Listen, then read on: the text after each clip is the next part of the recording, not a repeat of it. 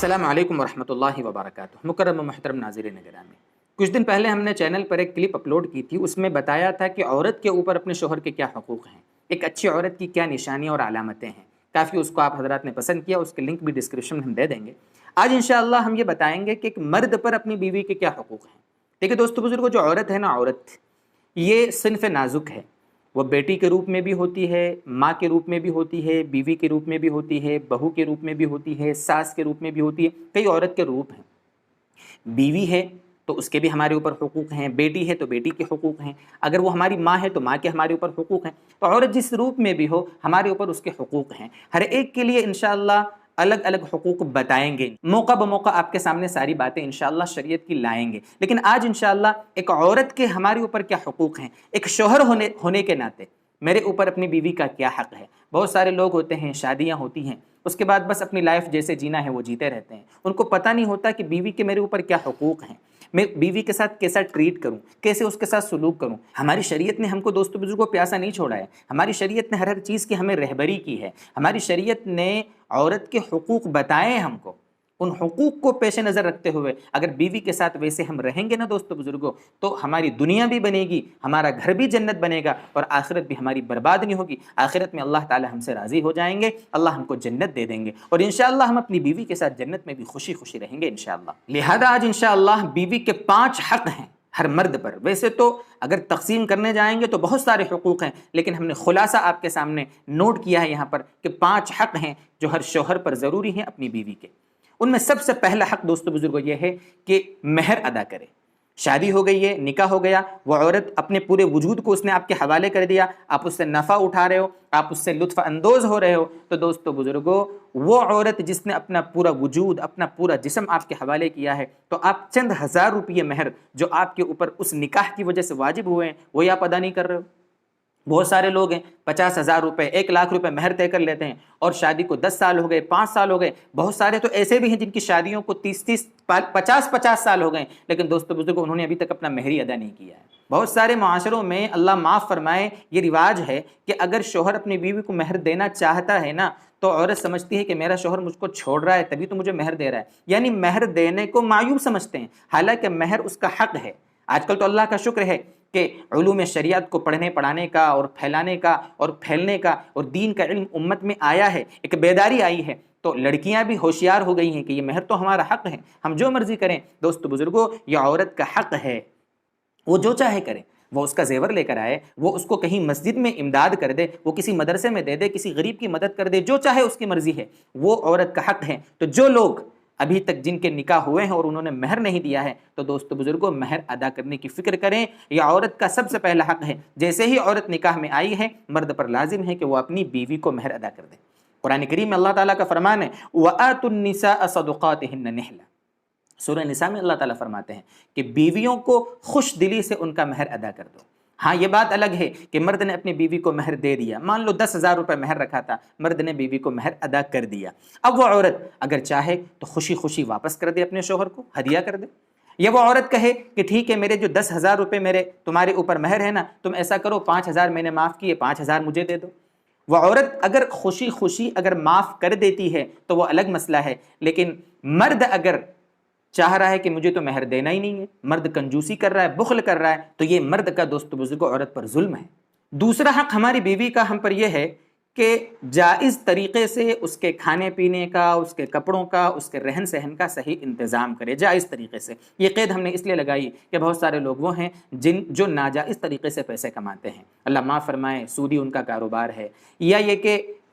وہ رشوت لیتے ہیں یا سٹہ کھیلتے ہیں، چوری کرتے ہیں، دھوکہ دے کر پیسہ کماتے ہیں۔ ناجائز طریقے سے جتنی بھی کمائیاں ہیں، سب سے پہلے تو اللہ کے واسطے ہماری کلپ سننے والے ساتھی توبہ کریں، ناجائز طریقے سے جتنا بھی کماتے ہیں سب اللہ سے توبہ کر کے جن جن لوگوں سے ناجائز طریقے سے کمایا ہے ان کو واپس دینے کی فکر کریں، اور ایک حلال اور پاکیزہ زندگی شروع کریں۔ اپنی بیوی کو حلال مال کھلائیں، اپنے بچوں کو پاکیزہ روزی کھلائیں۔ دوستو بزرگوں یہ کیا ہے کہ آپ اپنی بیوی کو، بچوں کو ناجائز طریقے سے جو کمایا ہوا آپ کا مال ہے اس سے آپ پروان چڑھا رہے ہو، تو گھر میں برکت کہاں سے آئے گی، رحمت کہاں سے آئے گی؟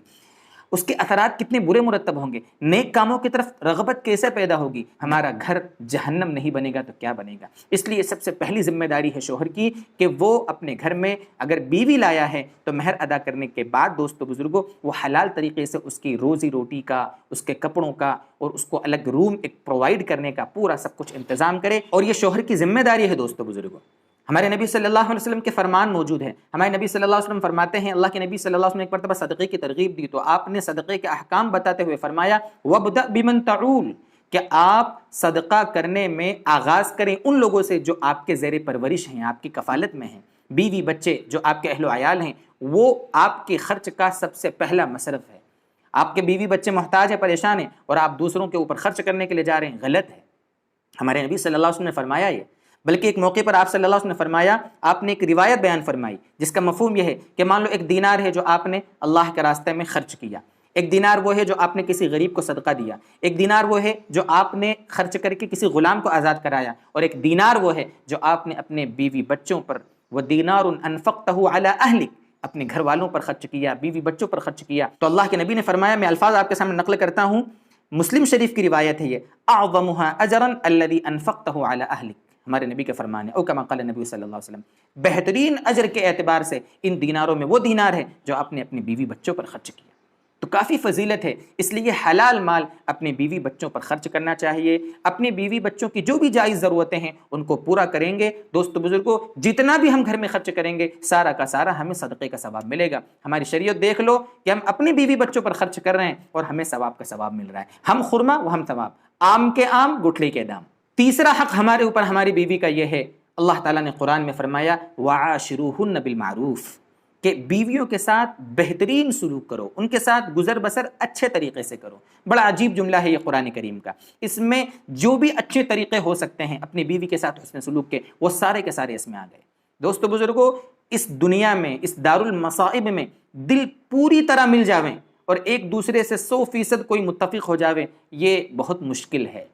کبھی کوئی شوہر کی ایسی عادت ہے جس سے اس کی بیوی ناراض ہوگی، کبھی کبھی ایسا ہوتا ہے کہ بیوی کی کوئی ایسی عادت ہے جس سے اس کو شوہر کو تکلیف ہے، لیکن دوستو بزرگوں، کیا بیوی کی اس ایک غلط عادت کو لے کر کیا مرد عورت پر ظلم کرنے لگے گا؟ یہ کتنی ناانصافی کی بات ہے کہ اگر عورت کی ایک غلط عادت ہے تو اس کی بنیاد پر آپ اس سے نفرت کرنے لگیں۔ آپ کو ایک غلط عادت اس کی نظر آ رہی ہے لیکن اس کے اندر کتنی خوبیاں ہیں، وہ آپ کے گھر کا کتنا انتظام کر رہی ہے، آپ کے گھر پر کتنا کام کر رہی ہے، وہ کتنا اپنے آپ کو تھکا رہی ہے، آپ کے گھر کو سجا سوار کر وہ جنت بنا کے رکھ رہی ہے، اور آپ کے بچوں کے لیے وہ کتنی مشقت اٹھا رہی ہے، ان کی پرورش کر رہی ہے، کیا کیا وہ گھر میں نہیں کر رہی ہے دوستو بزرگوں، اور آپ اس کی ایک غلط عادت کی وجہ سے اس سے نفرت کرنے لگیں، اتنی اس کی خوبیاں نہیں دیکھ رہے آپ۔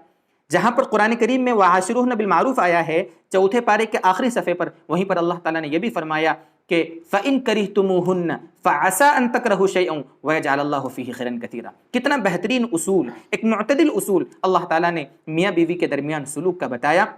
اللہ تعالیٰ فرماتے ہیں، اس کا مفہوم اس آیت کا یہ کہ اگر تمہیں کوئی چیز ناپسند ہو، فَإِن كَرِهْتُمُوهُنَّ، یعنی اگر تمہیں وہ ناپسند ہیں، اگر تمہیں ان سے اچھا نہیں لگ رہا ہے، تھوڑی سی ایک نفرت دل میں پیدا ہو رہی ہے، تو یہ دیکھو کہ فَعَسَىٰ أَن تَكْرَهُوا شَيْئًا، ہو سکتا ہو کوئی چیز تمہیں ناپسند ہو اور اللہ تعالیٰ نے اس میں خیر کثیر رکھ دی ہو، پتہ نہیں کیا کیا بھلائی رکھ دی ہو۔ اس لیے حدیث میں بھی اللہ کے نبی فرماتے ہیں کہ کوئی مرد اپنی بیوی کو کسی غلط عادت کی وجہ سے نفرت نہ کرے، اس سے بغض اور عداوت نہ رکھے۔ ہو سکتا ہو کہ ایک چیز اگر ناپسند ہے تو دوسری اس کے اندر بہت ساری ایسی عادتیں اچھی ہوں گی جن سے وہ خوش ہو جائے گا۔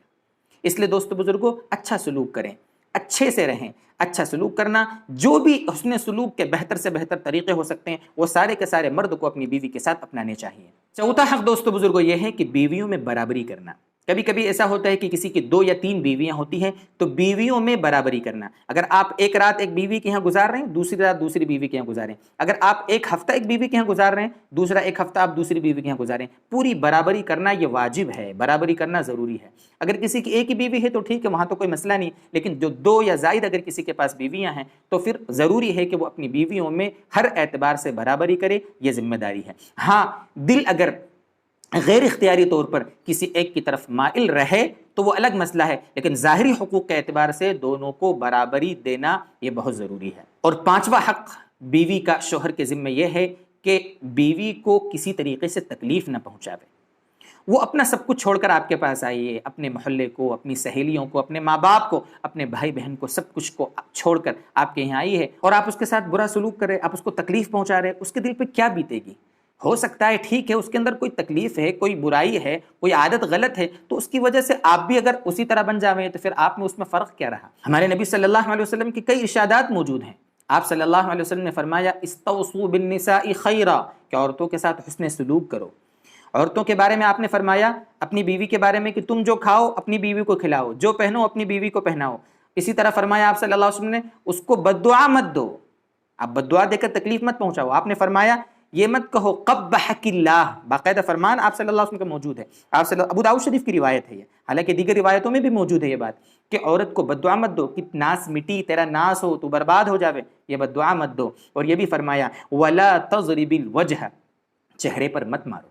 قرآن کریم میں بیوی کو مارنے کا حکم ہے، لیکن مارنے کا مطلب یہ نہیں ہے کہ آپ اس کو بس مارنے لگ گئے، ہڈیاں توڑ دیا آپ نے، خون نکال دیا، نشان پڑ گیا، نہیں دوست بزرگوں، مارنا ہلکی مار، مسواک سے آپ مار سکتے ہیں، رومال آپ کے پاس جو گھر میں ہوتا ہے نا، اس کا آپ اس کو لپیٹ کر اس سے کہاں چوٹ آئے گی، بس وہ تو ایک عبرت دینا ہے، اس کو سمجھانا ہے، تھوڑا ڈرانا ہے، تاکہ وہ بیوی اپنے شوہر کی اطاعت کرنے والی بن جائے، یہ مطلب ہے مار کا۔ لیکن چہرے پر مارنا، بد دعا دینا، تانے مارنا، آج کل دہیج کی مانگ کی وجہ سے بھی بہت سارے مسائل پیدا ہو رہے ہیں، عورت پر ظلم کیا جا رہا ہے، یہاں تک کہ بہت ساری عورتیں تو بیچاری خودکشی کا شکار بھی ہو رہی ہیں۔ اس لیے دوستو بزرگوں، ہر مرد کی ذمہ داری ہے کہ وہ سمجھے کہ اس کی بیوی کے اس کے اوپر کیا حقوق ہیں، اور ان سارے حقوق کو ادا کرنے کی وہ فکر کریں۔ اللہ تبارک و تعالی ہر ایک کے حق جو ہمارے اوپر عائد ہوتے ہیں، چاہے بیوی کے ہوں، ماں کے ہوں، بیٹی کے ہوں، یا دوسرے انسانوں کے ہوں، یا اللہ کے ہمارے اوپر حقوق ہوں، سارے حقوق کو ہمیں ادا کرنے والا بنائے۔ وآخر دعوانا ان الحمد للہ رب العالمین۔